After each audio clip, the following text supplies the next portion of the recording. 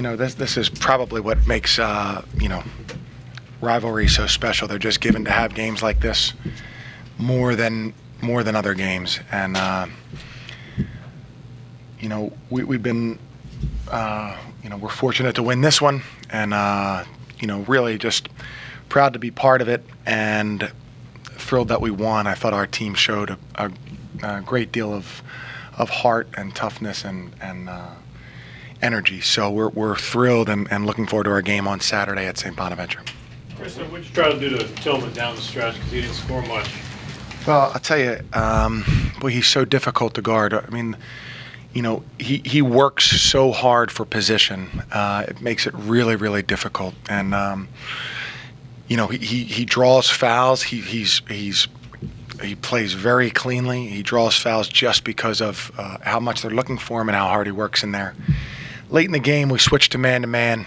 I don't necessarily think that had a great deal to do with us coming back, but it certainly helped a little bit. And I think just our overall alertness to Tillman was critical for the whole game. Even though he scored a lot, it was critical for the whole game because, he could have had twice as many points. And I thought we were really alert to him, and that helped us win.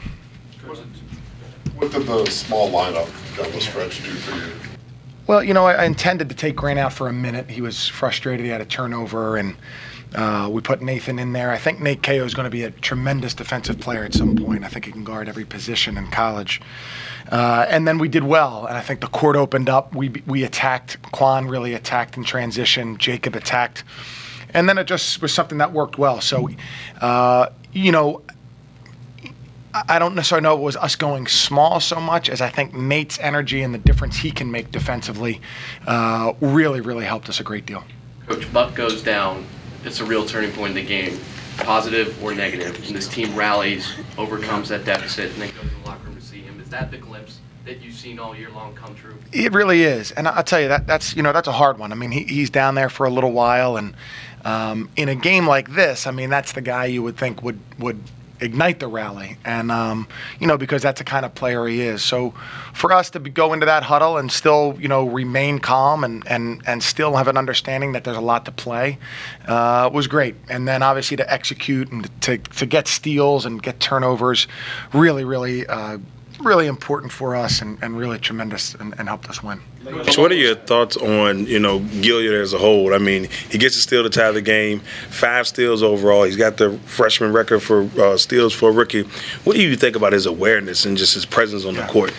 Well, it's incredible. I tell you, the only guy I can even think to that was anything like that was Briante Weber at VCU. Of course, he was, much taller and long, but his knack to steal the ball is incredible. And even the last foul shot, we missed the last foul shot. He tips the ball in the air. It takes another second off the clock.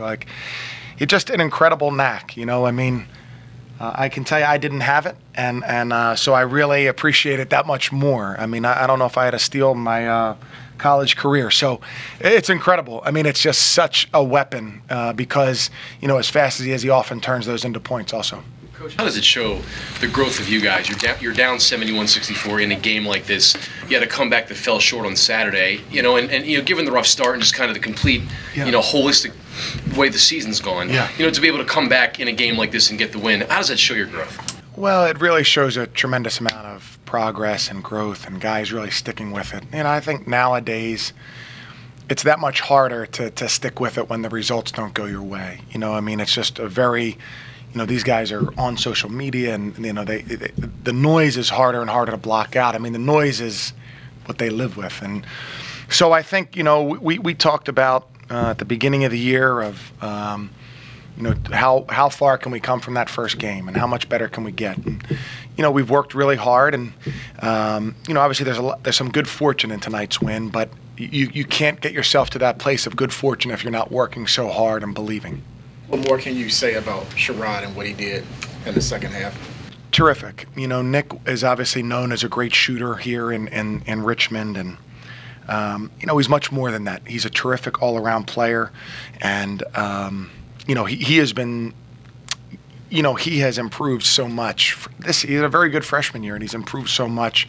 His confidence, and he earns it. I mean, he works harder than anybody that we have, and is never not in the gym. And so those baskets, every basket was key, and the baskets that he had were just crucial. Don't take anything away from coaching moves and strategy things. Was this really more a victory that is attributable to heart, toughness, and energy than anything you drew up? I think so, Paul. I think so.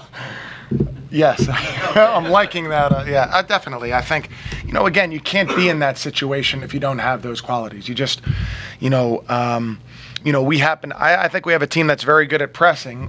Just our depth, makes us not be able to do it for as long as I'd like to do it. But yeah, we couldn't have put ourselves in that position if we didn't show tremendous heart and have great character. Following up on Paul's question, if Nick is never not in the gym, how do his professors feel about that? I have to see, John. We're gonna. I only saw him very briefly after the game, so it was really severe cramping in an upper thigh area, and then I think just as a precaution, they wanted to get him hooked up to an IV.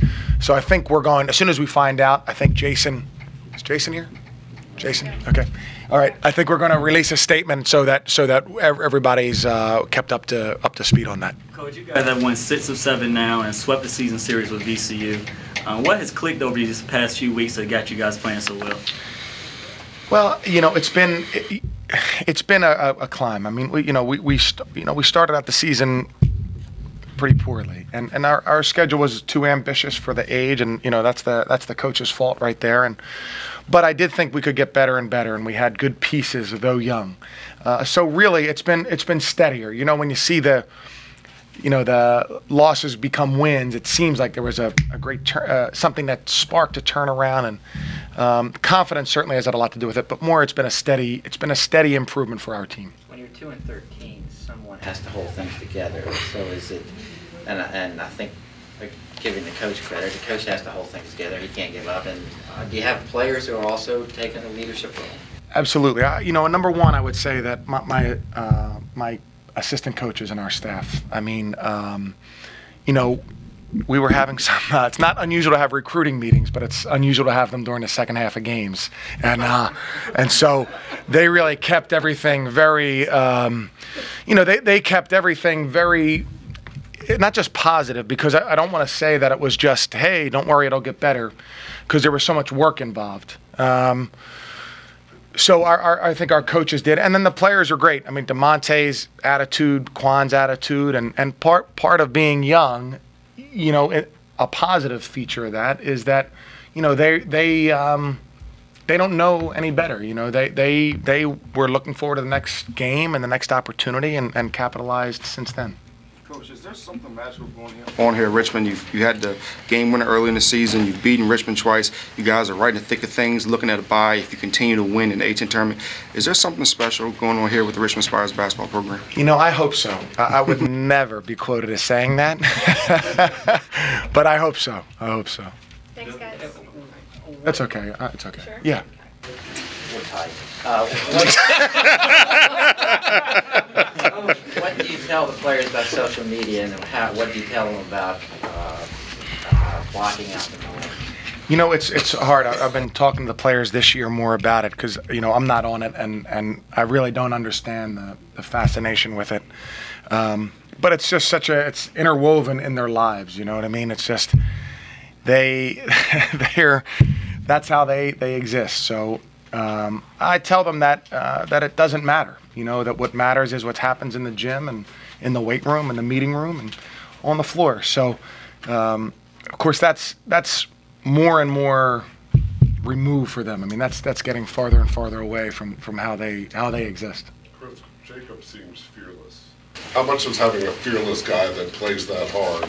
Yeah. Maybe who's not used to losing, looking at 3-13 and just going. How much can that be a spark too? Well, you're exactly right. That's huge because he as I've said, when you're recruited, you want you think you want the responsibility. When it actually happens, that's a lot. That's a lot, and he's doing much more than I'd have to say most freshmen in the country.